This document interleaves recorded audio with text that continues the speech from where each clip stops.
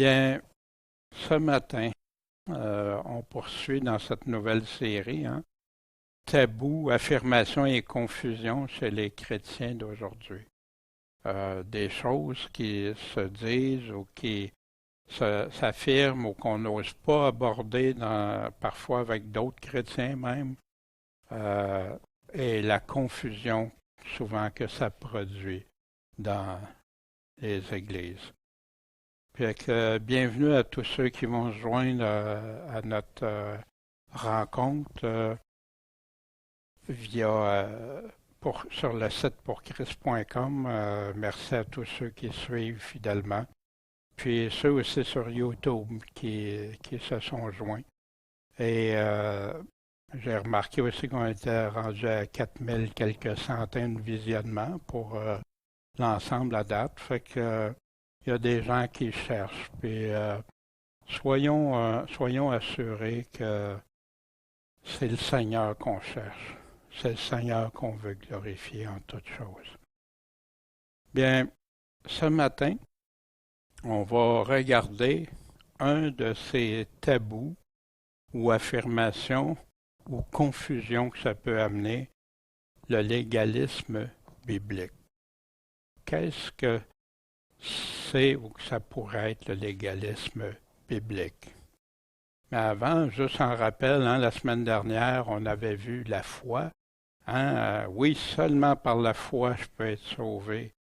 Mais si je dis que j'ai la foi en Jésus-Christ, je dois croire. Pour croire, je crois ce que Jésus lui-même dit pour vraiment avoir la vraie foi.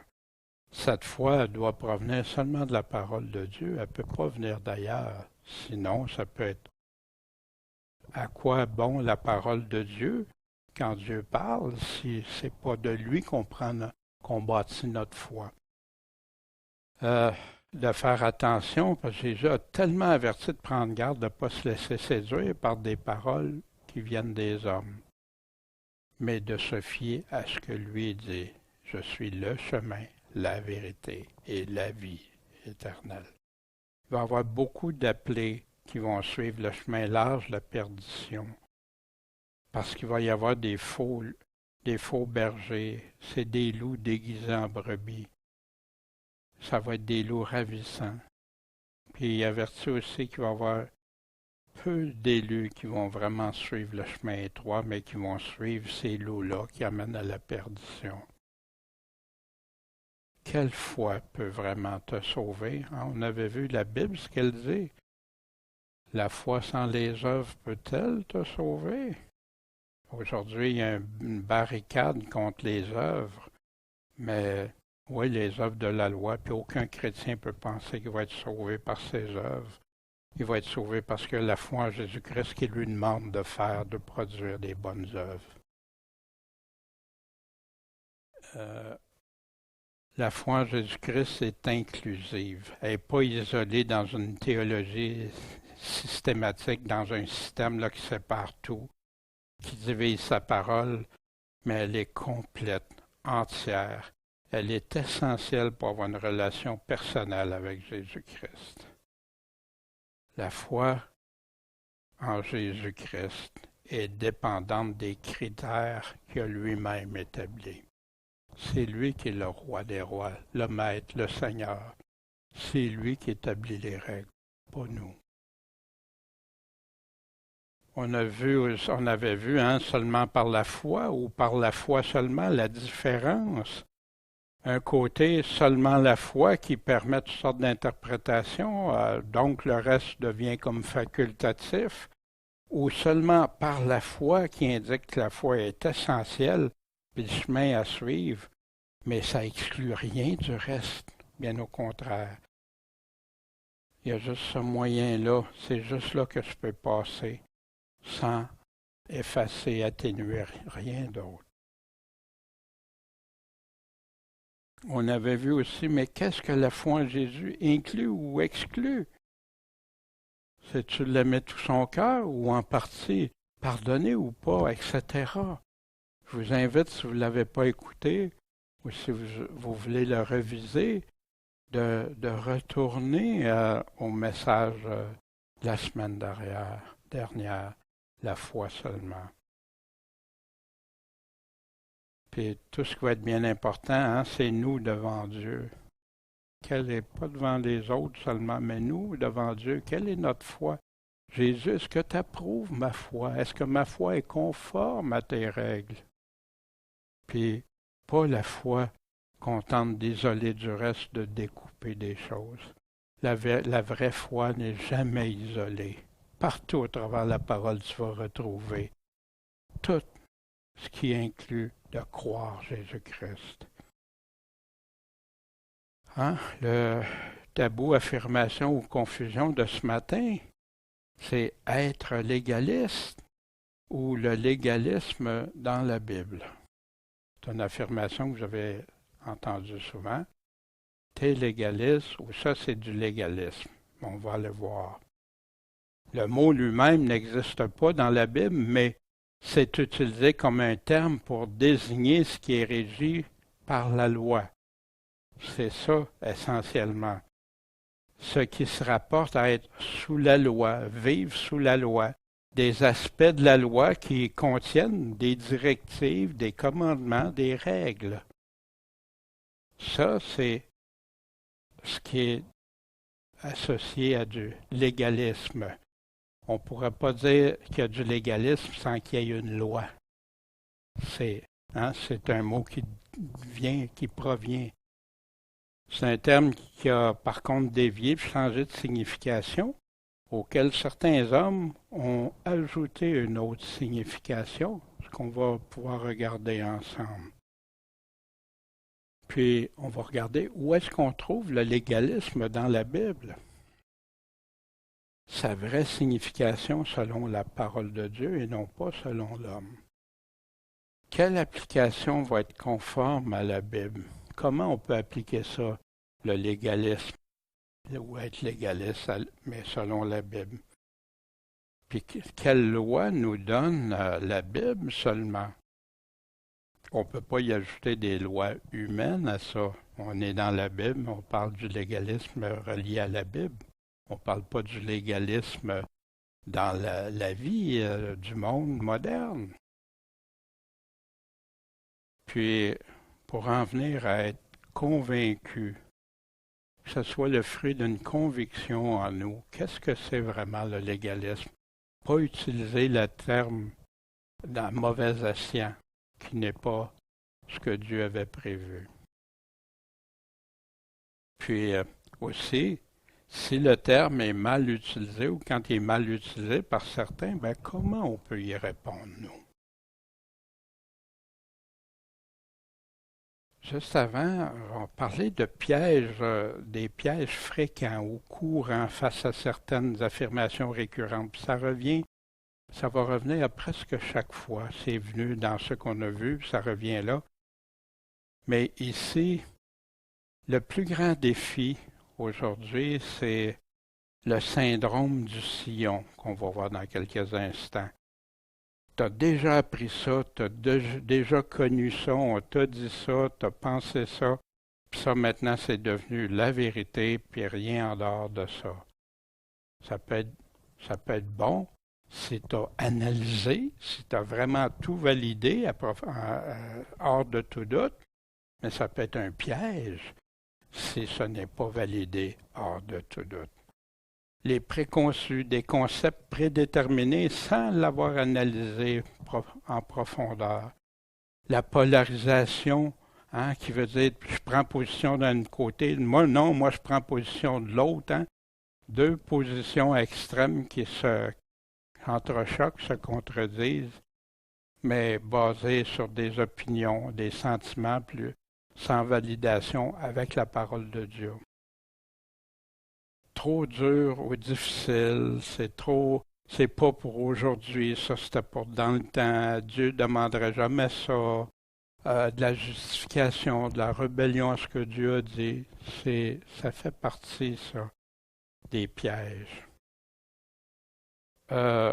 Des conséquences de ne pas ou ne plus marcher avec Dieu. C'est quoi des conséquences qui peuvent survenir? Jésus nous avertit.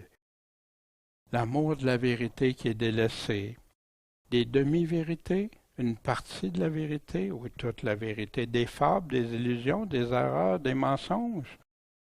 Toutes des choses qui nous ont été présentées au travers du Nouveau Testament d'être prudents. Puis, qu'est-ce que tu as fait? Qu'est-ce que j'ai fait pour valider les croyances devant Dieu? Où et comment j'ai pu le valider? Sinon, par sa parole, en lui demandant. Puis ça a fait toute la différence dans ma foi le jour où j'ai fait ça. Même à remettre en question certaines affirmations qu'on m'avait dit, présentées comme la vérité, mais qu'en regardant attentivement dans la parole, je me suis rendu compte que c'était pas ça vraiment. Hein? Le sillon. Parfois, on est dans un sillon, puis l'aiguille, elle tourne toujours au même endroit. Tu n'es même pas capable d'aller voir tout partout. Tu n'es même plus capable parce que tu es resté enlisé dans ça. Bien sûr, quel principe on va utiliser? Si on parle, qu'on parle selon les paroles, les oracles de Dieu, ce que Dieu a dit. Puis, ceux qui ont l'habitude de la nourriture solide qui vient des oracles de Dieu ont le jugement exercé à discerner ce qui est bien, ce qui est mal, ce qui est vrai, ce qui est faux. Puis, on doit prêcher la parole. Pas ce que les autres hommes ont dit, pas ce que d'autres livres nous enseignent, on doit prêcher la parole. En toute patience, en instruisant. Maintenant, quand on parle de légalisme, on disait que ça prend des lois. Si tu n'as pas de loi, tu n'as pas de légalisme. Le mot loi apparaît 220 fois dans l'Ancien Testament. On a la loi de l'oblation, la loi du sacrifice pour le péché, la loi du sacrifice pour le délit, holocauste, offrande pour le péché, etc. Hein? On revient avec les mêmes, les prospérités. Tu as des lois même sur la lèpre, pour les lépreux, pour les animaux, la jalousie, le nazaréat. Tu as aussi la loi des hommes, Mèdes des Perses, la loi de Babylone, la loi des Grecs. Hein, ça en fait des lois. C'est pour ça que c'est si important toujours de valider dans la parole de Dieu de quoi, de quelle loi il est en train de parler. Pas tout de suite parce qu'il y a le mot loi, penser que c'est automatiquement. Non, vérifie toujours.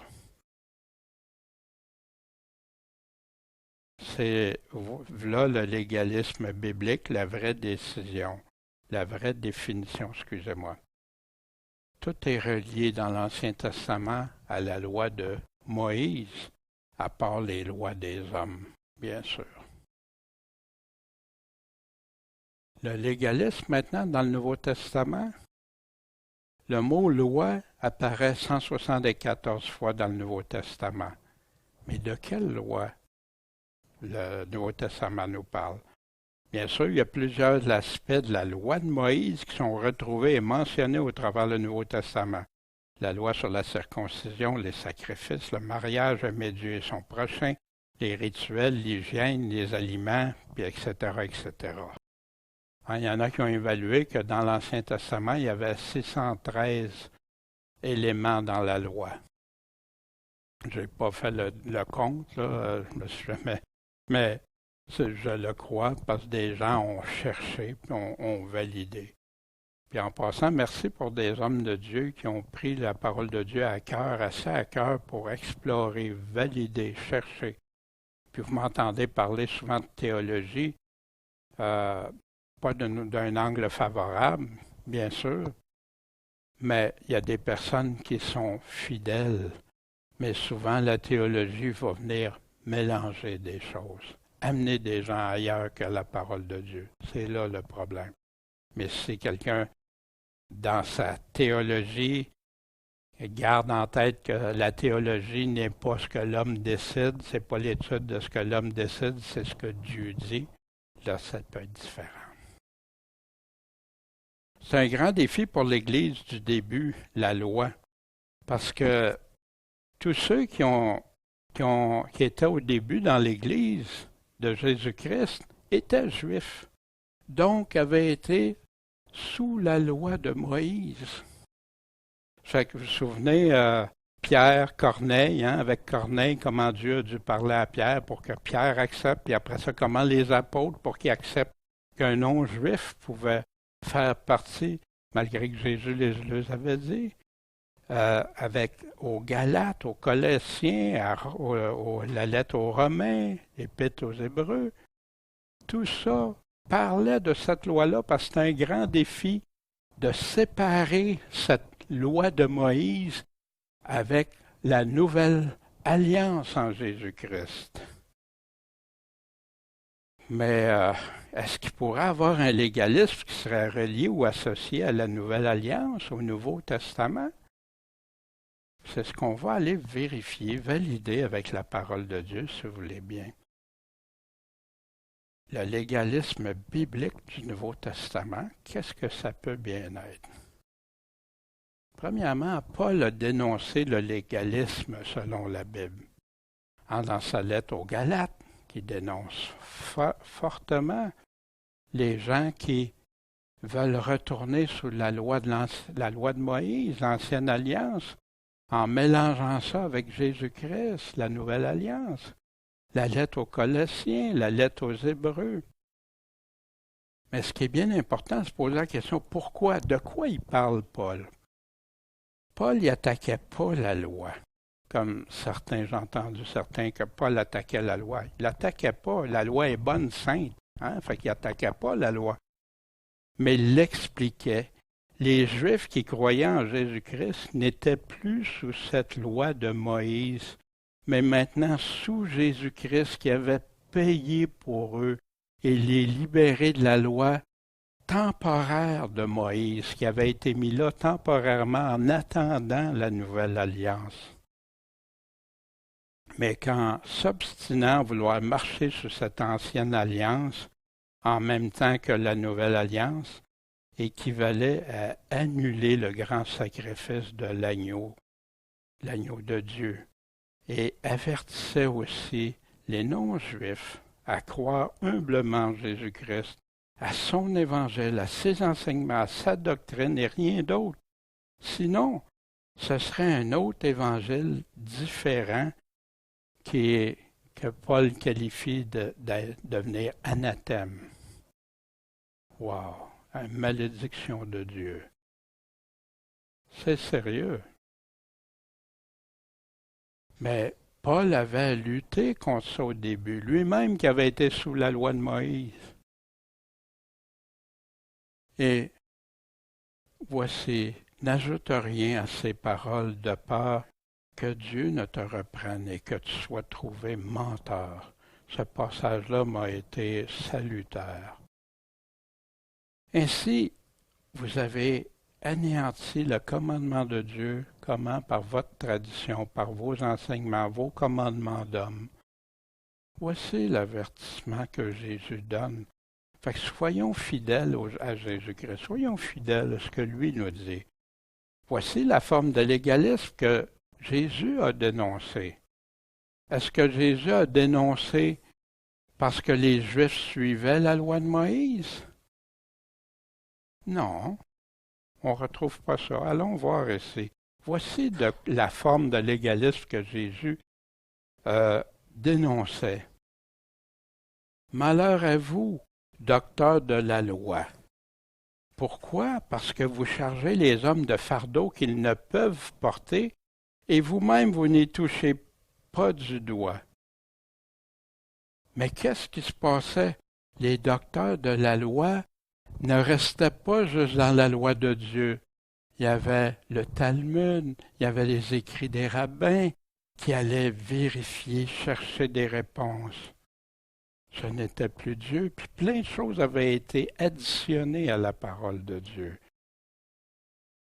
Jésus, malheur à vous, docteurs de la loi, parce qu'ayant pris la clé de la connaissance, vous n'y êtes pas entrés vous-même et que vous avez encore empêché d'y entrer ceux qui voulaient le faire.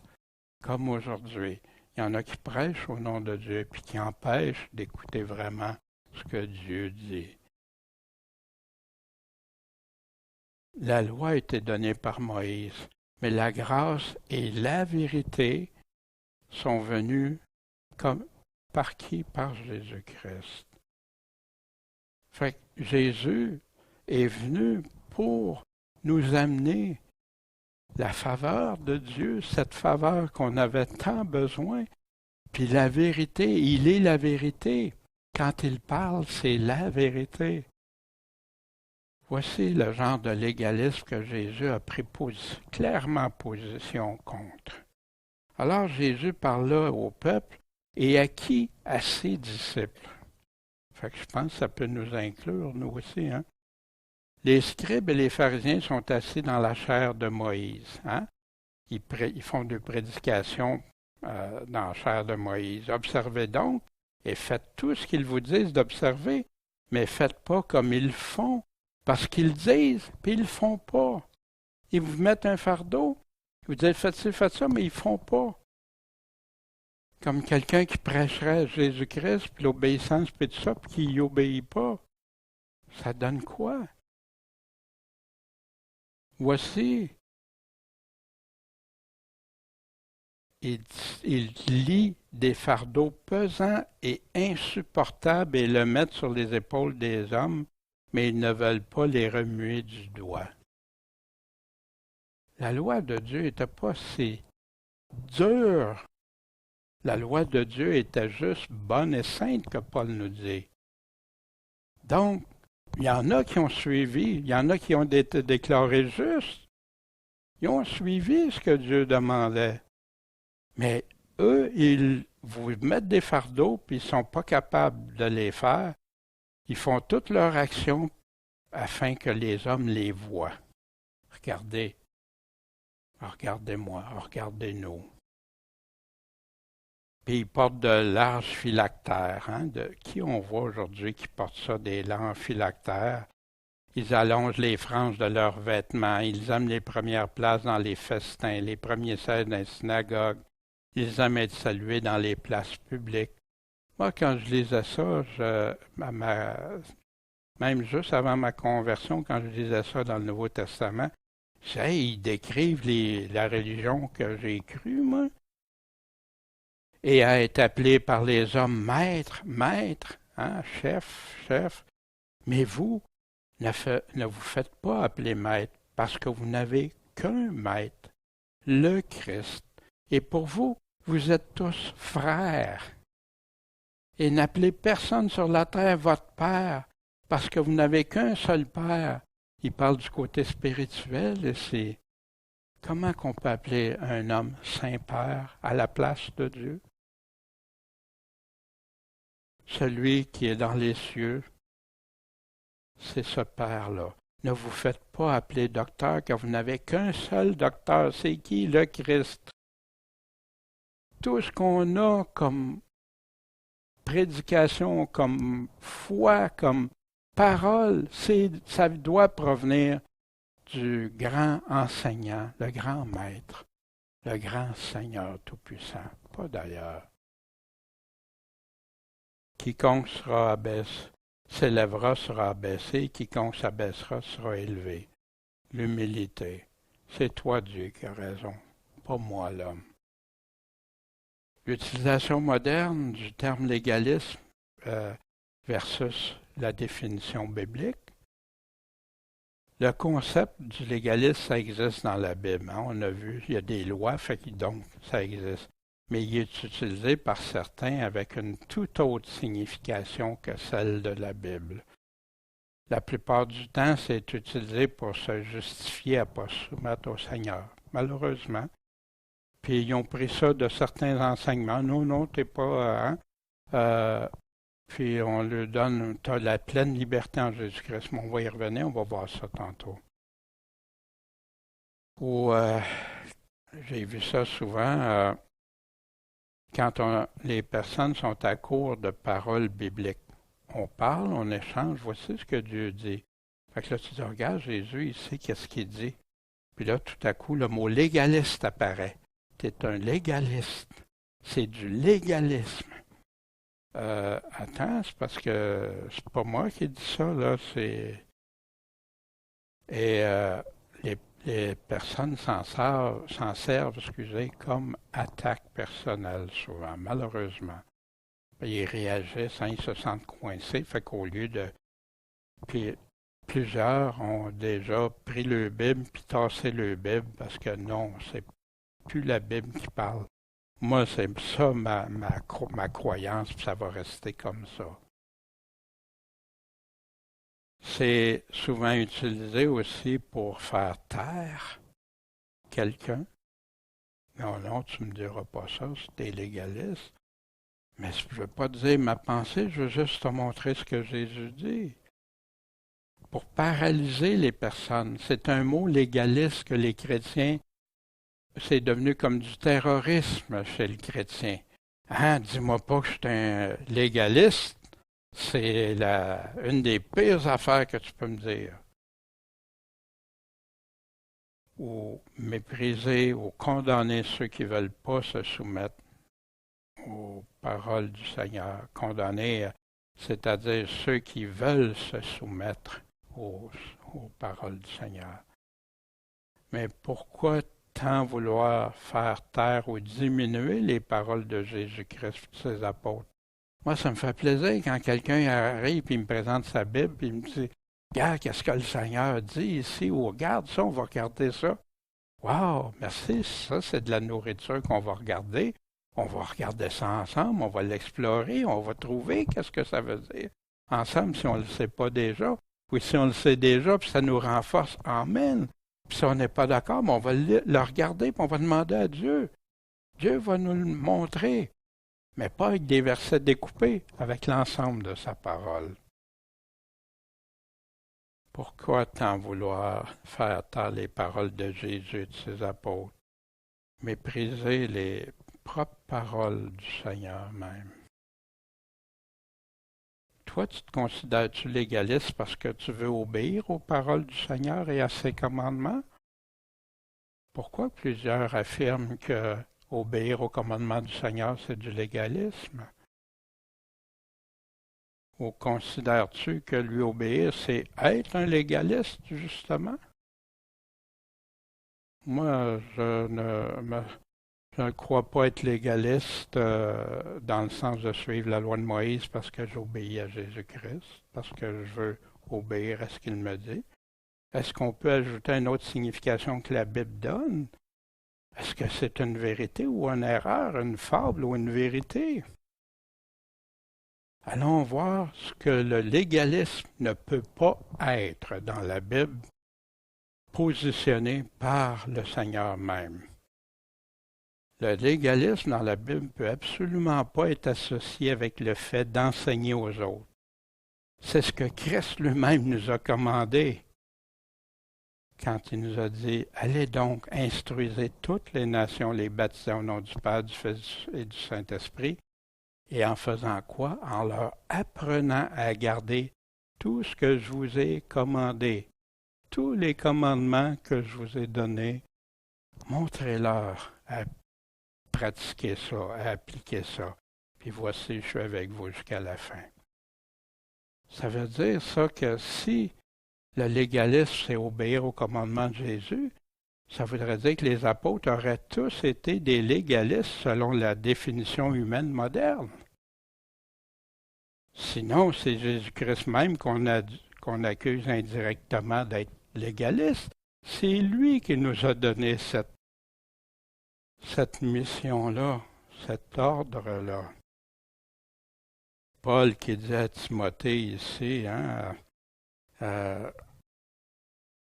qui ferait de Paul un légaliste et à Timothée même, si on en croit la définition moderne de légaliste. Je t'en conjure donc, hein, devant Dieu et devant le Seigneur Jésus-Christ, qui doit juger les vivants et les morts à son apparition et son règne. Prêche la parole. C'est ça qu'on doit prêcher. Insiste en temps, hors du temps, reprend, censure, exhorte en toute patience et en instruisant. Vous savez, c'est pas facile des fois quand tu dois Instruire, répéter, répéter, et toujours, mais c'est ça que la Bible fait, elle répète, elle nous instruit comme ça. Il va venir un temps que les hommes n'endureront pas la saine doctrine, la doctrine de Christ, mais au désireux d'entendre des choses agréables, ce qui me plaît, ils vont s'amasser des docteurs selon leur propre désir, leur convoitise. Ils vont fermer l'oreille à la vérité, ils vont se tourner vers des fables. Mais toi, sois vigilant en toutes choses. Endure les afflictions, parce que tu vas te faire rejeter, mon Timothée, si tu fais ça. Fais l'œuvre d'un évangéliste. C'est ça l'évangile, évangéliser. Remplis complètement ton ministère. Ce qui nous amène à une autre question. Mais est-ce possible qu'un chrétien soit lui-même sous une loi? Allons voir ce que la Bible nous dit. Paul qui disait, « Je suis comme sans loi avec ceux qui sont sans loi », mais il prend soin de dire, « Quoique je ne sois pas sans loi à l'égard de Dieu. » J'ai une loi à l'égard de Dieu. Puisque je suis sous quelle loi? La loi de Christ, afin de gagner ceux qui sont sans loi. Paul fait bien attention de préciser qu'il est sous la loi de Christ. Il y en a qui vont trouver toutes sortes de longues explications qui vont partout. Allons voir ici, dans Galates 6. Frères, si un homme a été surpris dans quelque faute, vous qui êtes spirituels, redressez-le dans un esprit de douceur. Prends garde à toi-même de peur que tu sois aussi tenté, emporté par ça. Oui, c'est une directive de ramener ceux qui s'en vont vers la perdition. Dans une assemblée, c'est qui nous parle. Prends garde à toi-même, de peur que tu sois tenté toi aussi. Portez les fardeaux des autres, les uns des autres, et accomplissez ainsi quoi? La loi de Christ. Christ a donné des commandements. Christ a donné une loi. Mais qu'aujourd'hui, les gens séparent de la foi, séparent du salut, séparent dans tous les domaines. Alors que Jésus dit, celui qui m'aime obéit à mes commandements, met mes commandements en pratique. Celui qui ne m'aime pas, les met pas en pratique. Comment penser aimer, être aimé, aimer Jésus en marchant à notre façon? C'est pas notre Seigneur, nous sommes notre propre Seigneur à ce moment-là, et non pas lui. Voici ce que Paul dit. Quand il parlait de la circoncision, c'est rien, l'incirconcision, c'est rien, mais l'observation de quoi? Des commandements de Dieu et tout. C'est quoi? Qu'est-ce qu'il veut dire par là? Les commandements de Dieu, quels sont les commandements de Dieu pour le chrétien? C'est mon fils bien-aimé, écoutez-le. C'est lui qui a donné tous les commandements de Dieu pour un chrétien né de nouveau, un chrétien qui veut suivre le Seigneur, celui qui écoute sa voix et qui le suit. Puis là, ils ne pourront pas être ravis de sa main, mais ils doivent l'écouter, le suivre, obéir. Voici une autre loi que Paul nous parle, la loi de l'esprit de vie. Quel est cet esprit? Quel est l'esprit qui donne la vie? Quel est l'esprit que Jésus-Christ, quand il dit « Je vais vous donner mon esprit » à certains passages, très clairement écrit, m'a affranchi de quoi? De la loi du péché et de la mort. Mais il y en a qui vivent encore sous la loi du péché et de la mort parce qu'ils ne choisissent pas de suivre comme Jésus demande. Paul était soumis à la loi de Christ. Paul observait ses commandements, que c'était un tout essentiel de suivre ses commandements. Paul était un légaliste pour ça. Il n'était pas sous la loi de Moïse. Mais si je tiens absolument au terme légaliste, il faut que je mette vu la loi de Christ aussi dans ça. Voyez-vous? Moi, ça me dérange pas que quelqu'un me traite de légaliste, me dise je suis légaliste. Oui, je veux suivre et être sous la loi de Christ. Si tu considères que c'est du légalisme, mais je te demande de regarder la version biblique du légalisme. Qu'est-ce qu'il s'agit? Mais comment c'est venu la loi de Jésus-Christ? La parole a été faite chair et a habité parmi nous, pleine de grâce et de vérité. Hein, c'est quoi la vérité? C'est ce qu'il nous a dit. Tes paroles sont la vérité. Et on a contemplé sa gloire comme celle du Fils unique venu du Père. Jean lui a rendu témoignage quand il a crié en disant, c'est ici celui dont je disais, celui qui vient après moi est au-dessus de moi, parce qu'il était avant moi. Et pourtant, Jésus est né après, fait qu'il confirme que Jésus existait avant. Et nous avons tous reçu de sa plénitude des grâces sur grâce, faveur sur faveur, car la loi a été donnée par Moïse, mais la grâce et la vérité sont venues, eux, par Jésus-Christ.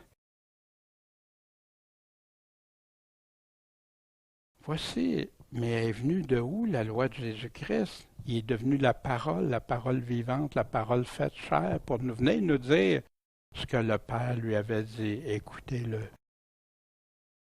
Allez donc, instruisez toutes les nations, les baptisant au nom du Père, du Fils, du Saint-Esprit, leur apprenant à garder tout ce que je vous ai commandé. Elle est là, la loi de Christ. Elle est là. Ses directives, ses commandements, sa nouvelle alliance, d'aller prêcher, c'est ça qu'il est dit de faire. Évangéliser, c'est ça. Son évangile, ses commandements, sa loi. La loi de Christ en Romains 3, 20 jusqu'au verset 31, là. Personne ne va être justifié devant lui par les œuvres de la loi. De quelle loi il est en train de parler? C'est la loi de Moïse. C'est de ça. Il y en a qui découpent la loi. Ils appliquent ça à différents... Non, Paul, quand il parle aux Romains, il parle de la loi de Moïse. Car c'est la loi qui donne la connaissance du péché. Hein, c'est pas aucune autre loi que celle de Moïse qui a fait ça. Mais maintenant, la justice de Dieu a été manifestée sans la loi. Et la loi et les prophètes, ils lui rendent témoignage à Jésus-Christ. C'est ça que la loi prévoyait. Moïse l'avait prédit aussi. Les prophètes aussi. Afin, dis-je, de faire paraître sa justice dans ce temps-ci, afin d'être reconnu juste comme justifiant celui qui a la foi en Jésus. Personne jamais pourrait être justifié sans avoir la foi en Jésus. C'est la condition une des conditions que le Père a mis. Où est donc le sujet de se glorifier? Qui peut se vanter? Qui peut se penser plus important? Il est exclu. Par quelle loi tu peux te glorifier? Par la loi des œuvres, hein? La loi de Moïse? Non, mais par la loi de la foi. Vous vous souvenez, la semaine passée, on a regardé la foi. Qu'est-ce que ça inclut, la foi? Par la loi de la foi. Nous concluons donc que l'homme est justifié par la foi, sans les œuvres de la loi de Moïse. Dieu est-il seulement le Dieu des Juifs? Est-ce qu'il n'est pas aussi des gentils? Ben oui, il est aussi des gentils, parce qu'il y a un seul Dieu qui va justifier soit les circoncis par la foi, ou soit les incirconcis par la foi. Est-ce qu'on a anéanti donc la loi par la foi? Nullement. Au contraire, on l'établit. On la met claire, solide. Sous quelle loi Paul se soumet-il? En qui met sa foi? Comment? La loi de la foi selon Jésus-Christ. C'est ça que Paul a fait. C'est ça que Paul prêchait. Mais il avertissait de ne pas retourner sous la loi de Moïse, très clairement. Puis ici, il est en train d'expliquer dans une longue explication de plusieurs chapitres que certains découpent. Non, C'est une grande explication que Paul donne. Puis comme Pierre dit, il y en a beaucoup qui vont tordre le sens de ce que Paul est en train de dire, comme si Paul aurait un nouvel évangile que les apôtres, que Jésus-Christ lui-même. Pas du tout. Mais il y en a qui découpent des versets pour faire dire n'importe quoi. On n'est pas sous la loi de Moïse. En Romains au chapitre 6, car le péché dominera pas sur vous. Pourquoi? Parce que vous n'êtes pas sous la loi, mais sous la grâce. Fait qu'il y en a qui pensent pas qu'ils sont sous la grâce. Ben, hey, wow, je peux vivre comme je veux, je peux faire ce que je veux. Pécherons-nous parce que nous ne sommes pas sous la loi, mais sous la grâce? C'est drôle, hein? C'est pas écrit certainement. C'est écrit nullement. Non, Paul savait bien qu'il y en a qui essayeraient d'utiliser ça pour ça. Qu'est-ce qu'un chrétien qui pourrait se prétendre? Est-ce qu'un chrétien pourrait se prétendre être supérieur parce qu'il fait ce qu'il nous demande? Parce que souvent, l'accusation de ceux qui prennent position que non, on doit obéir à Jésus-Christ. Oui, ah ben là, tu ne crois pas en Jésus seul pour ton salut, puis il condamne les personnes pour ça. Non, c'est parce que je crois en Jésus seul et non pas aux enseignements des hommes que je crois en lui. Je ne mépriserai pas aucune de ses paroles. Je veux garder ses paroles. C'est lui qui a les paroles de la vie éternelle. Mais est-ce que je peux me prendre supérieur parce que je veux obéir au Seigneur? Voici ce qui Paul. Voici pas Paul ce que Jésus lui-même dit. Quand il parlait des serviteurs qu'il avait appelés pour le servir, puis il prend cet exemple-là. Aura-t-il l'obligation à ce serviteur parce que son serviteur aura fait tout ce qui avait été commandé? Je pense pas. Vous de même, quand vous aurez fait tout ce qui vous est commandé, dites quoi? Hey, nous sommes merveilleux, nous sommes. Non, nous sommes des serviteurs inutiles. Pourquoi? Parce qu'on a fait qu'est-ce qu'on était obligé de faire. C'est ce que Dieu demande, c'est ce qu'on fait. On croit Dieu, on croit en Dieu, on fait ce qu'il nous demande. Point. On ne cherche pas à contredire, on ne cherche pas à essayer de justifier qu'on ne fera pas ce qu'il nous a demandé. On va vouloir le faire de bon cœur. Parce qu'il nous a aimé le premier, puis on l'aime en retour. Est-ce du légalisme de se soumettre à celui qui a les paroles de la vie éternelle? Mais sa vie éternelle, il réserve ça à qui? Il a été rendu parfait, il est devenu l'auteur du salut éternel. Pour qui? Pour tous ceux qui lui obéissent. Qu'est-ce qu'on fait avec toutes les autres qui ne lui obéissent pas? Qu'on leur dit qu'ils sont sauvés, puis qui n'obéissent pas à Jésus-Christ? Qui ne suivent pas ce que Jésus a commandé, qui ne marchent pas selon ce que Jésus, puis pour ça, on va les prendre piégés dans des écrits de Paul pour essayer de contredire. On prend le mot croire ou le mot foi, puis on l'isole de tout le reste. La loi de Jésus-Christ doit rester la seule loi pure pour un chrétien. Sans mélange, sans rien ajouter. Voici dans deuxième lettre de Jean, versets 8 à 11. Prenez garde à vous. Oh, c'est pas grave. Non, prenez garde à vous pour qu'on ne perde pas le fruit de notre travail, mais qu'on reçoive une pleine récompense.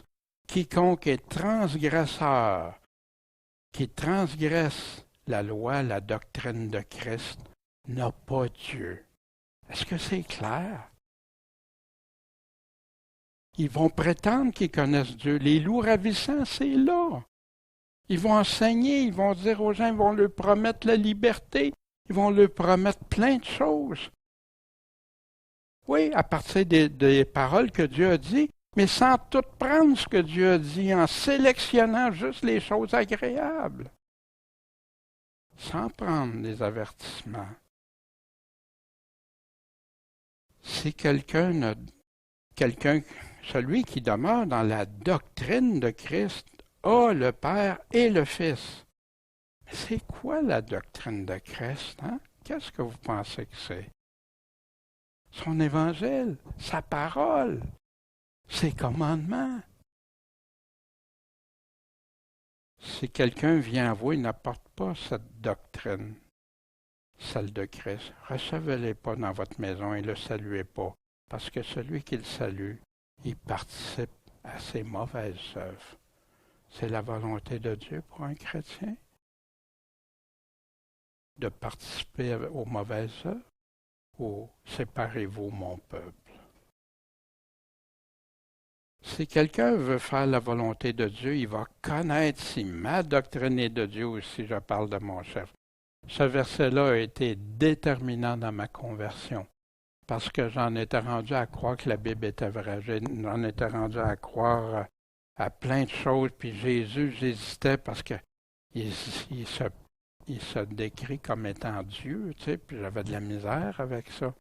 Puis là, quand je tombais sur ça, ben, je dis, ben Seigneur, mon Dieu, je te le demande, je vais chercher, puis je vais frapper. Montre-moi-le.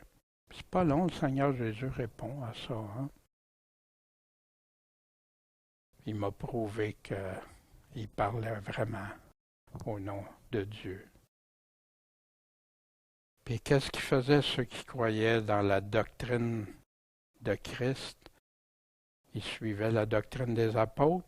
Pourquoi? Parce que les apôtres disaient exactement la doctrine de Christ, c'est ça qu'ils prêchaient. Puis ils persévéraient dans la communion, la fraction du pain. Sa doctrine, sa loi, son évangile. Aujourd'hui, on découpe son évangile en juste quelques items, comme si Dieu nous aurait donné tout le Nouveau Testament qu'on pourrait résumer juste dans une demi-page presque. Une définition de la loi ou du légalisme par Paul, on a ça dans 2 Corinthiens, chapitre 3, versets 6 à 16. Je ne le développerai pas ce matin, parce qu'on va y revenir ça avec la lettre qui tue. Mais ici, Paul parle clairement qu'ils sont ministres de la nouvelle alliance du Nouveau Testament, qu'on appelle aujourd'hui. Le ministère de mort, c'est quoi le ministère de mort? Celui de la lettre gravée sur des pierres, hein, qui vient de Moïse. Puis là, il parle du ministère de l'Esprit, qui va être encore bien plus glorieux. Le ministère de l'Esprit, le ministère de Jésus-Christ, le ministère de Dieu. C'est quoi? C'est son évangile, sa doctrine, sa loi. Puis là, il parle du ministère de condamnation, hein, qui était, ben oui, parce que si tu restes sous la loi de Moïse, puis que tu n'accomplis pas tout, c'est ça. Puis Dieu, maintenant, c'est terminé, la loi de Moïse. Maintenant, c'est la loi de la nouvelle alliance. C'est par la nouvelle alliance. Ce qui est permanent est beaucoup plus glorieux que ce qui était temporaire. Puis il parle encore à ceux qui lisent l'Ancien Testament puis que ça reste voilé pour eux autres. Ils ne comprennent pas. Ils lisent, mais ils ne comprennent pas. Mais ça peut être ôté seulement par une conversion à Jésus-Christ. Puis quand tu te convertis à Jésus-Christ, tu peux lire l'Ancien Testament. Dieu va t'éclairer, va te montrer. Mais cet Ancien Testament-là doit être à la lumière du Nouveau Testament, la Nouvelle Alliance. Puis oui, on a plein d'exemples merveilleux dans l'Ancien Testament. Puis on a plein de prophéties, il y a des choses.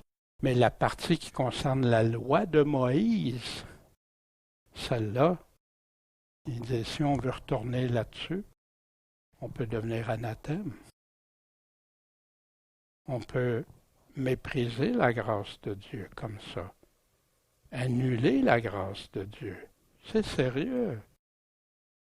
Mais oui, je crois toute la Bible, puis que personne ne prenne mes paroles et dise, ah, il ne croit pas là. Non, non, je crois entièrement à toute la parole de Dieu. Mais Jésus est venu redéfinir des choses. Vous avez entendu que, mais moi je vous dis que celui-ci est mon fils bien-aimé, écoutez-le. C'est lui que je dois écouter. Puis ce qui était abominable dans l'Ancien Testament est encore abominable aujourd'hui. Mais les gens sont souvent dans la confusion. Plein de dénominations ou de messianiques qui ramènent les gens sous la loi de Moïse sont en train de faire exactement ce que Paul avait défendu aux Galates. La loi de Jésus-Christ selon Jacques, hein? La loi parfaite, celle de la liberté. Wow, la liberté! Mais qui aura... non, attendons, pourquoi qu'il disait persévérer, qui étant pas un auditeur oublieux, c'est quoi, de quoi qu'il veut dire? Ben, quelque chose, je ne peux pas oublier si je n'ai pas écouté avant. Mais pratiquant les œuvres, ah ben non, il vient de me dire je suis libre. Mais il s'est dit, mais pratiquant les œuvres. C'est intéressant quand on regarde attentivement les paroles, hein? Qu'on ne peut plus faire ce qu'on veut, comme on veut, puis le faire dire n'importe quoi. Celui-là sera heureux dans ce qu'il fait. Vous savez que Jacques, la lettre de Jacques a été méprisée par Luther, hein, qui disait que Luther disait que c'était une lettre de paille, un évangile de paille, ce qui n'était pas Romain puis Jean. Ça, il croyait à ça parce que ça disait de croire seulement, que lui, il rajoutait croire seulement, la grâce seulement qui rajoutait ces choses-là. Mais par grâce, oui, c'est seulement par grâce, par faveur de Dieu que je vais être sauvé, mais pas seulement la grâce. Dieu me dit comment obtenir sa grâce, sa faveur. Voyez-vous, ça l'a amené plein de choses que d'autres ont repris, ont continué, Calvin, etc. Mais est-ce qu'on peut être là en juge de la parole de Dieu? Ça, j'aime ça j'en veux pas. Ça, c'est correct, ça, c'est pas correct. En tout cas, moi, je me sentirais pas en capacité. C'est un tout, l'Évangile. Ici, la loi royale selon quoi la Bible? Tu aimeras ton prochain comme toi-même. Tu fais bien si tu fais ça. Mais si tu fais exception de personne, tu commences à juger qui t'aime pas, qui tu commets un péché. Puis tu deviens transgresseur de la loi. Parce que quiconque aura observé toute la loi, s'il vient pécher dans un seul point, devient coupable de tous. Celui qui dit tu ne commettras pas d'adultère a dit aussi tu ne tueras pas. Alors, remarquez que ces commandements-là ont tous été discutés, même redéfinis par Jésus. L'adultère, dans ton cœur, tu peux le faire, l'adultère. Le meurtre, tuer, dans ton cœur, tu peux tuer. Intéressant, hein? Fait qu'il y en a qui disent, vu que c'est dans l'Ancien Testament, maintenant je suis libre. Non, non. Jésus les a redéfinis clairement. Ainsi, parler et agir comme devant être jugé par la loi de la liberté. Comment je peux être jugé pour la liberté? Par la loi de la liberté. Libéré de quoi? Libéré de la loi de Moïse. Libéré de la loi du péché. La loi de la liberté. Mais libéré de quoi? C'est ça la vraie question que les gens se posent même plus aujourd'hui. Depuis quand les commandements de Jésus sont devenus du légalisme? Celui qui vaincra héritera de toutes choses, Jésus promet. Mais tu dois vaincre.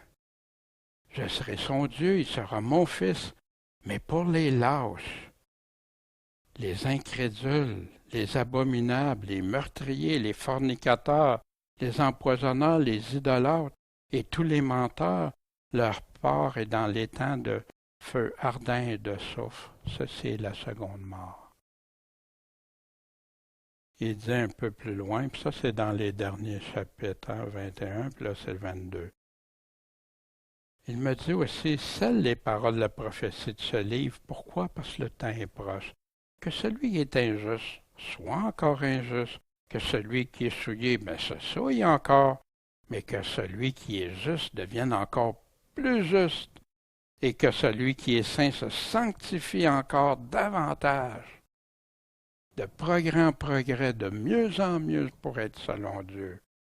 Ah, voici, je viens bientôt et j'ai mon salaire avec moi, hein, sa rétribution, pour rendre à chacun selon ce que ses œuvres auront été, les bonnes et les mauvaises, celles selon Dieu ou celles selon le monde.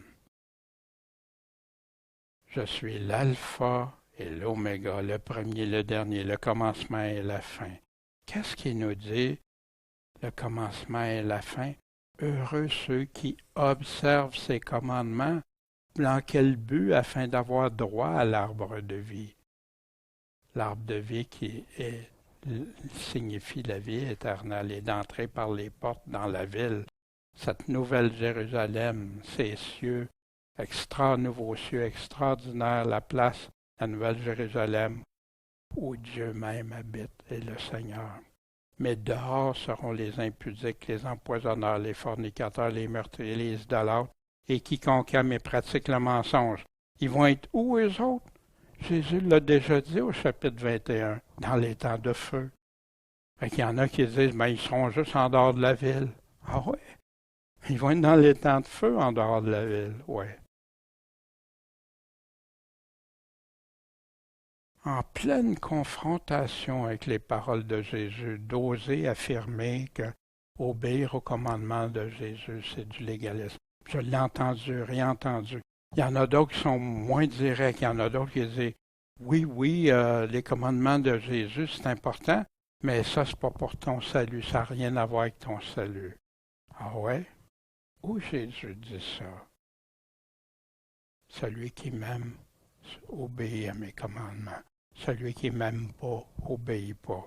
Comment espérer d'être sauvé si tu n'aimes pas Jésus-Christ? Qui ose? Qui a autorité sur Jésus? Sûrement pas toi, du moins je l'espère, mais j'ai entendu plein de prédicateurs affirmer ça directement ou indirectement, parce que pour eux, le salut, c'est seulement croire en Jésus-Christ, mais pas croire tout ce qu'il t'a dit. Qui veut te faire croire qu'obéir au commandement de Jésus est du légalisme? Qui? Mais il y en a qui ne seront jamais capables de sortir de ça. C'est une très mauvaise utilisation du terme légaliste ou légalisme. Le légalisme pourrait être considéré comme une Église qui pourrait ajouter un enseignement, des directives, des règles qui sont non retrouvées dans la Bible. Mais ce n'est pas du légalisme, ça, c'est des règles qu'eux-mêmes ont déterminées, mais pas du légalisme au sens de la Bible, sous la loi de Moïse. Mais ce n'est pas du légalisme selon la Bible, à moins qu'il provienne de la loi de Moïse. Là, tu peux appeler ça du légalisme. On va faire les rituels comme la loi de Moïse, on va faire les sacrifices comme la loi de Moïse, on va faire ça comme la loi de Moïse. Wow, là, c'est plus la même affaire. Oh. Mais c'est des ajouts à la parole de Dieu qui peuvent des fois être anodins, être bons, comme une Église peut déterminer combien de fois par semaine on va se rencontrer. Mais là, ça devient que, parce que l'Église aurait dit, je sais pas, on se rencontre 4 fois par semaine, ou 5 fois, ou X nombre, ou 2 fois, une fois, puis que là, quelqu'un ne ferait pas ça, que là, ça devient un péché. Ouais, là, ça ne marche plus. Non, l'Église, Dieu a donné la responsabilité à l'Église. Mais là, tu ne peux pas dire que là, ça pourrait être considéré comme, ouais, ils veulent appliquer leur loi et non celle de Dieu. Voyez-vous, c'est différent. Hein? Voyez la nuance là. Un chrétien pourrait mal présenter un enseignement de Jésus-Christ ou le faire par une mauvaise approche, même être trop dur, trop mesquin, même des fois, ou pour condamner. Mais jamais le terme légalisme ou légaliste ne peut être utilisé sans déformer et tordre le sens biblique du légalisme. Voyez encore? Mais oui, quelqu'un, mais ça, c'est une mauvaise approche. C'est pas parce que la personne choisit de le faire comme ça que c'est du légalisme biblique. Ça peut être un manque de sagesse. Hein? Qui a jamais eu un manque de sagesse? Pour ma part, j'en ai eu souvent. Puis, pardon Seigneur, puis pardon aux autres quand j'ai manqué de sagesse. Mais la sagesse, on va la chercher où? À Dieu. À Dieu qui donne à tous ceux qui lui demandent. Vraiment en sincérité. Manque de tact. Mais oui, des fois, on peut être hein, trop direct. Manque de douceur, un manque d'amour. Tu t'en vas pour prêcher le nom de Jésus, les choses de Jésus, mais tu manques d'amour à celui à qui tu t'en vas le dire. C'est comme ça que Jésus nous demande. Oh, fais attention toi-même. Hein? Une mauvaise approche, un mauvais contexte, une mauvaise application du passage même. Mais jamais pour justifier de mettre de côté les paroles de Dieu. Jamais quelqu'un. C'est du légalisme, là. C'est pas pour mettre les paroles de Dieu de côté. Hein? On a vu où ça en venait. Combien de passages de la Bible qu'on devrait supprimer pour en arriver à affirmer que le légalisme, c'est de trop vouloir l'écouter, trop vouloir dire qu'est-ce que lui a dit, et non pas pour être sous la loi de Moïse.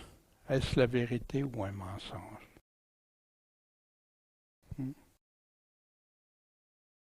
Le légalisme moderne versus le légalisme biblique. Est-ce que c'est suivre la loi de Moïse ou suivre la loi de Christ? Que moi, ça ne me dérange pas de mettre maintenant. Parce que pour moi, oui, je suis sous la loi de Christ. Vouloir être libre pour vivre selon la chair et selon le monde, ou être sous la seigneurie de Jésus-Christ. Il y en a qui ne comprennent pas quand ils se convertissent et disent tu deviens le Seigneur de ma vie. Tu es consacré à Jésus. C'est lui le boss, c'est lui le maître. Mais ils veulent juste le sauveur. Mais il ne peut pas être ton sauveur s'il n'est pas, premièrement, le Seigneur de ta vie. Tu ne reconnais pas qui il est, puis qu'est-ce qu'il te dit. Est-ce que c'est équivaloir à être trop zélé pour lui obéir ou à croire totalement en lui? Qu'est-ce qui est du légalisme moderne ou biblique? Obéir aux enseignements humains ou obéir à Jésus-Christ? Écouter les voix étrangères ou la voix de Jésus-Christ? Vous vous souvenez quand il dit le seul docteur, c'est lui qui est le vrai enseignant. Tous les enseignants doivent dire qu'est-ce que lui a enseigné. Rien d'autre. Lui et ses apôtres, bien sûr. Parce que c'est lui qui les a choisis. Puis-je affirmer avec les paroles de Jésus qu'être légaliste est de le suivre, de vouloir lui obéir de tout son cœur, de croire qui il est, le Fils de Dieu à qui le Père a donné toute autorité, de qui le Père a dit, une voix sortie de la nuée qui dit, c'est ici mon Fils bien-aimé, écoutez-le. Dans Actes au chapitre 3, Pierre répète la prophétie de Moïse, la loi de Moïse qui prédisait Jésus-Christ. Moïse a dit à nos pères, le Seigneur votre Dieu vous suscitera d'entre vos frères un prophète comme moi. Écoutez-le dans quoi? Dans tout ce qu'il vous dira. C'est Jésus-Christ qu'on écoute. C'est Jésus-Christ qu'on obéit. Et s'il y en a qui appellent ça du légalisme, ben, je suis à l'aise avec ça. Être légaliste sous la loi de Christ, amen. C'est le désir de ma vie. Puis-je choisir parmi ces paroles ou croire entièrement Jésus-Christ et ses apôtres? Je peux-tu sélectionner ce qui m'est agréable, enlever ce qui m'est désagréable? ou que j'aime pas. Pour toi, tout seul devant Dieu, crois-tu Jésus-Christ ou mets-tu ces paroles de côté au profit de ce que tu veux croire? Vous savez, parfois les gens aiment davantage croire ce qu'ils aiment croire que croire la vérité. Quelques réflexions et conseils pratiques. Je crois sincèrement qu'au lieu d'ajouter un terme différent de celui de Dieu pour désigner la loi de Moïse, parce que les gens auraient pu rester à juste dire la loi de Moïse, on devrait garder ces paroles tellement plus simples, celles de Dieu, au lieu de chercher à redéfinir en des termes répondant davantage à de la théologie, puis qui a contribué à tant de confusion chez les chrétiens, qui en sont rendus à vouloir dire maintenant que le légalisme, c'est vouloir obéir à Jésus-Christ. Quand quelqu'un mentionnera le terme légaliste ou légalisme, demande-lui de le définir, mais pas par la théologie, mais par les paroles de Jésus et de ses apôtres. Qu'est-ce que Jésus dit? Qu'est-ce que la Bible nous dit à ce sujet-là? Qu'est-ce que Paul dit vraiment? Pierre, Jude, Jacques? Si quelqu'un affirme que les paroles provenant de Jésus et des apôtres sont du légalisme, mais souvent ils ne les réalisent même pas. Hein. Il y en a qui les réalisent très bien. Il y en a qui sont là ils ne sont pas des vrais ministres de Dieu. Ils sont là pour conduire des gens comme s'ils étaient ministres de Dieu. Mais si quelqu'un affirme que les paroles provenant de Jésus et des apôtres sont du légalisme, demandez-leur si Jésus ou les apôtres seraient des légalistes, selon leurs propres paroles. Ça vient de qui, ça? Tu peux tirer sur le messager, mais c'est qui les a dit? À qui tu vas répondre? Pas à moi. Mais avec amour, avec douceur. Dans la fermeté, oui, parce que tu crois fermement à ce que Jésus affirme. Mais pas de te laisser entraîner. Il y a des chrétiens qui sont paralysés. Puis ils savent, c'est pas vrai ce qu'ils entendent, mais ils n'osent pas. Est-ce que les apôtres étaient légalistes sous la loi de Moïse ou s'ils étaient sous la loi de Christ? Si quelqu'un te traite de légaliste parce que tu t'en tiens aux paroles de Dieu seulement, comment tu vas réagir? Tu peux leur rappeler que cela est dit par le Seigneur même, celui auquel on aura tout à répondre quand on va devant lui. Puis que pour ta part, t'as mieux te confier à celui qui a les paroles de la vie éternelle. Peut-être ça peut l'amener à réfléchir. C'est ce qu'on souhaite. On prie pour ces personnes-là. Même parfois qu'ils deviennent nos ennemis, parce qu'on veut juste amener la vérité. Hein, Paul le dit, je suis devenu votre ennemi parce que je vous dis la vérité. Mais il y a des chrétiens que c'est comme ça qu'ils réagissent. Parce qu'ils sont tellement sûrs que qu'est-ce qu'ils ont entendu, c'est ça la vérité. Ils ne veulent même pas ôter leurs œillères, pas pour aller voir ailleurs partout dans les livres de théologie, puis dans les messages d'un, puis de l'autre, mais d'aller voir dans la parole de Dieu, qu'est-ce que Dieu dit. Vraiment. Quelques conseils bibliques salutaires. Salutaires, les paroles salutaires, c'est pour le salut. Comment on pourrait appliquer, frère, si quelqu'un d'entre vous s'écarte de la vérité, qu'est-ce qu'il fait? Il s'écarte. Il était dans la vérité, mais il s'est écarté. Qu'un autre l'y ramène. Qu'il sache que celui qui aura ramené un pécheur, parce que oui, tu deviens pécheur quand tu t'écartes de la vérité. Tu t'en vas dans des voies, dans des doctrines étrangères, dans toutes sortes de choses que Dieu n'a pas dit. Si tu le ramènes du sentier de l'égarement, tu le ramènes dans le chemin étroit du Seigneur, sauvera une âme de la mort, puis couvrira une multitude de péchés. Voyez-vous, il y a tant de chrétiens qui se taisent, même des prédicateurs, des anciens qui devraient intervenir, mais qui n'interviennent pas. Aie donc pas honte que Paul disait à Timothée dans sa dernière lettre avant sa mort. N'aie pas honte du témoignage de notre Seigneur, ni de moi son prisonnier, mais souffre avec moi. Pourquoi? Pour l'Évangile, par la puissance de Dieu. Pourquoi? Parce que tu vas souffrir, Timothée, si tu restes attaché juste à la parole de Dieu. Tu vas être rejeté, on va dire toutes sortes de choses. Tu vas être tous ceux qui ne veulent pas venir vraiment à la lumière, qui n'ont pas l'amour de la vérité. Tu vas devenir leur ennemi. Mais toi, qu'est-ce que tu veux? Tu veux juste dire qu'est-ce que Jésus dit? Puis parce que tu les aimes, tu es prêt à prendre le risque qu'ils te rejettent. Heureusement, ce n'est pas toujours le cas parce qu'il y en a qui écoutent. J'en ai la preuve. Il y en a qui écoutent. Il y en a qui disent hey, ça n'a pas de bon sens que je me suis laissé entraîner dans ça. C'est dur, ça nous fait. J'ai passé par là, ça nous fait quelque chose. On est ébranlé au début, on est. Puis après ça, on regarde, par exemple, attentivement.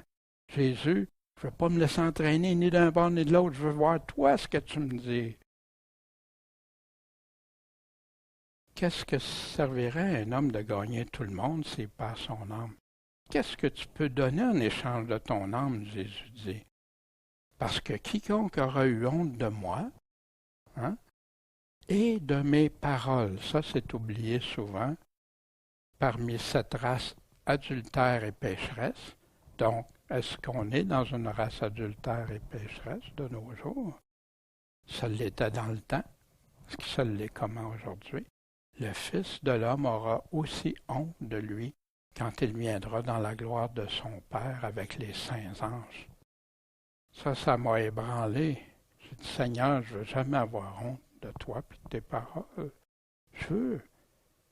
Puis, on doit avoir de la sagesse parfois.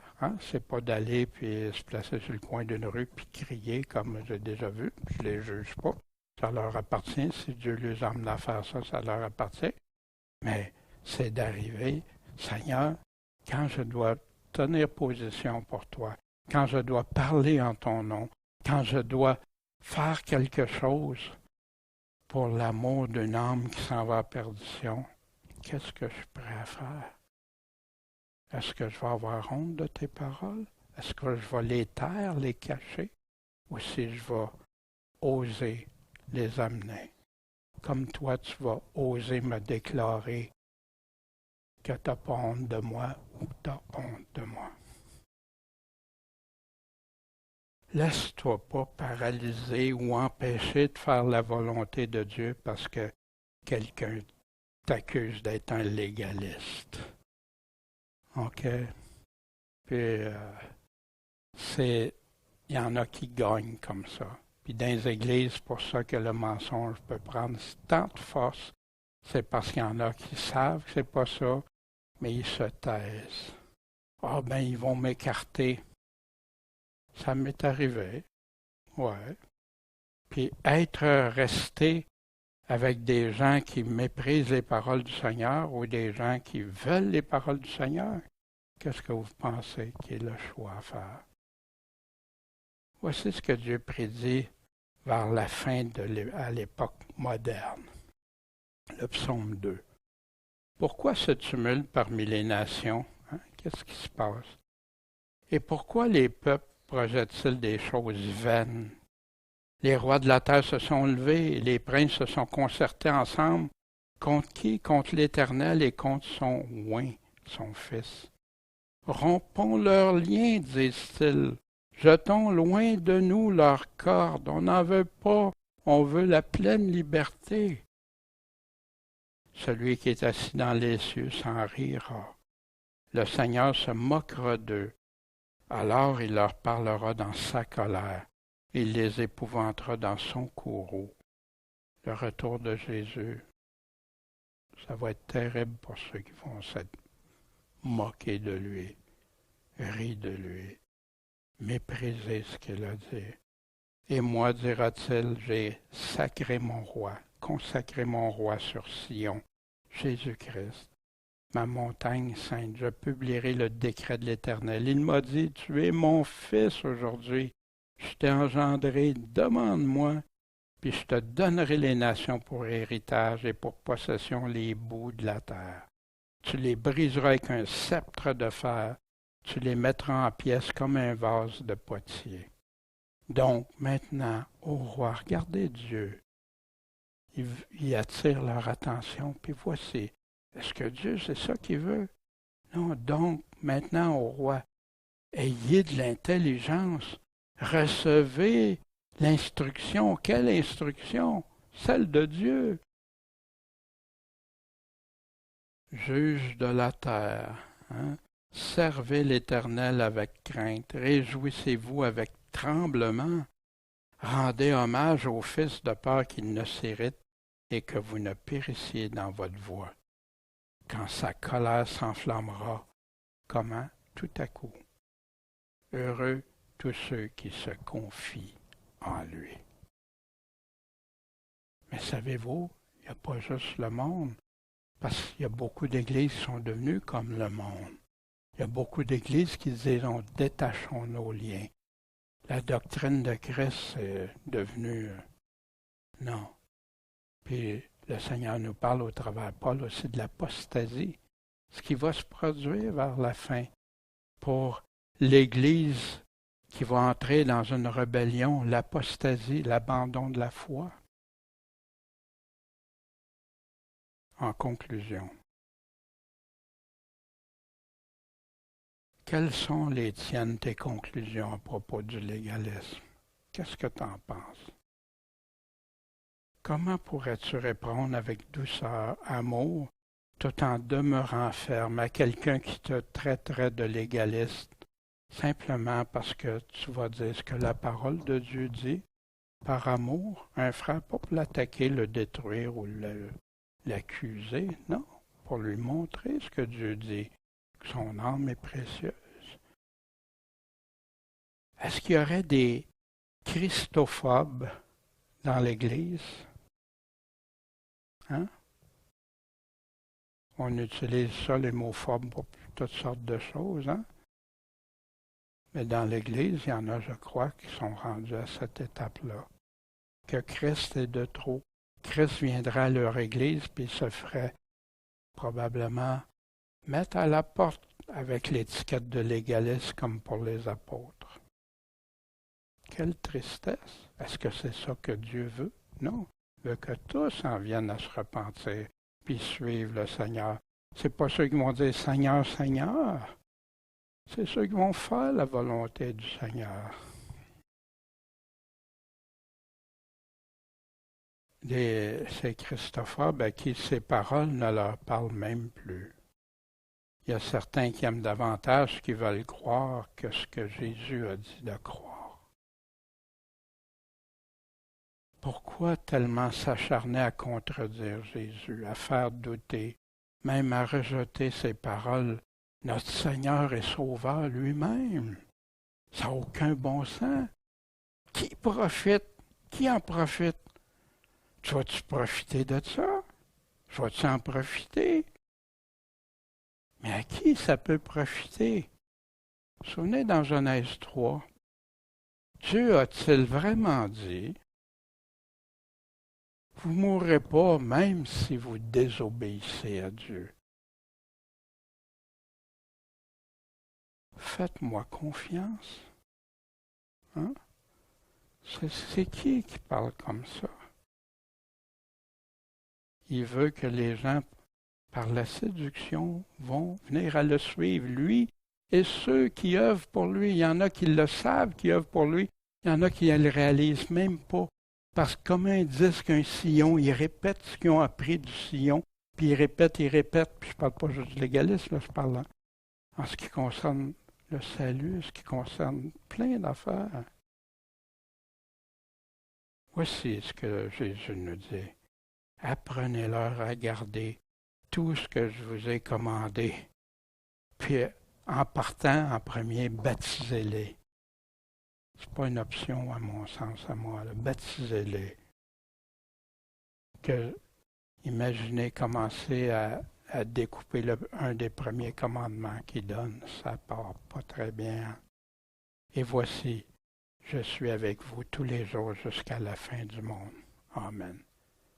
Mais attendons-nous pas être mieux traités que lui. Tous ceux qui veulent vivre selon Jésus-Christ, selon la piété en Jésus-Christ, seront persécutés.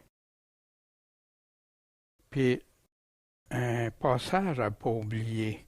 Quand les apôtres ont prêché, puis là, ils ont été arrêtés, ils ont été emmenés devant un chef religieux, ceux qui avaient l'autorité, puis ils les ont méprisés, maltraités, ils les ont même battus, fouettés. Comment ils ont-ils abandonné? Ils ont-ils dit, oh non, ils nous ont traités de, abandonnons? Non. Ils se retirèrent remplis de joie d'avoir été jugés dignes de souffrir des opprobles pour le nom de Jésus-Christ.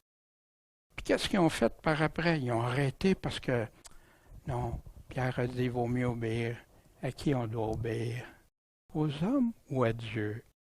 Et ils ne cessaient tous les jours d'enseigner puis d'annoncer Jésus-Christ, que ce soit dans le temple ou de maison en maison. N'oublions pas ça. Restons fermes. Restons avec Jésus-Christ. C'est lui qui a les paroles de vie éternelle. Bon Père céleste, merci de ta parole parce que c'est le rocher sur lequel on peut appuyer toute notre foi. Puis on sait qu'il n'y a rien de faux dans ce que tu dis. Il n'y a rien de trompeur. Il n'y a rien de séducteur, Seigneur. Mais que tu as ces paroles pour nous, se nourrir chaque jour de cette parole.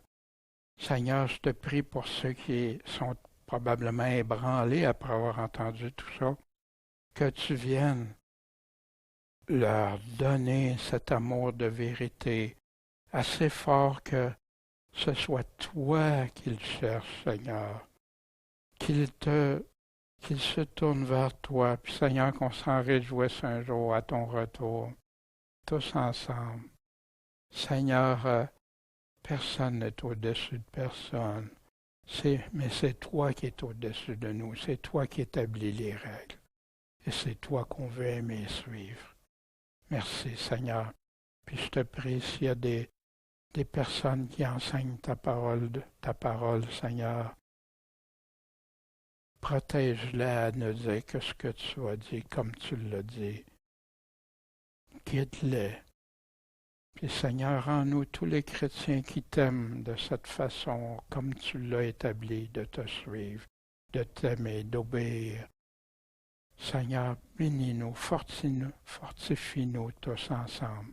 Puis aide-nous à convaincre d'autres qui ont été entraînés, égarés dans un chemin d'égarement, le chemin large de la perdition, et qu'ils puissent en revenir sur le chemin étroit.